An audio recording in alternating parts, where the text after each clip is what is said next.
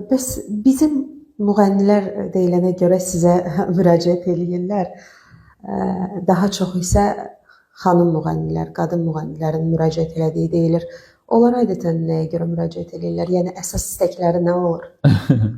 Bilirsiniz necədir? Çox təəssüf ki, müğənnilərlə bağlı adətən onları maraqlandıran o tez-tez nəzər olur və yaxud da ki, kimsə hansısa show biznesdəki rəqibləri onlara cadu eləyirlər.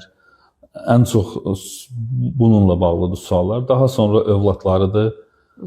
Karyera ilə bağlı çox az müraciət olunubdur mənə müğənnilər içərisində. Amma elə müğənnilər də var ki, vəzifə ilə bağlı mənə müraciət edirlər ki, bunun show biznesə aidiyyəti yoxdur. Sadəcə olaraq vəzifə istəyirlər hansısa Mədəniyyət Nazirliyində və yaxud da ki, başqa bir sahədə hansısa bir qurumun rəhbəri olmaq fikrində, iddiasında olan, millət vəkili olmaq istəyən müğənnilər olub ki, mənə müraciət ediblər. Bəli, olubdur bu.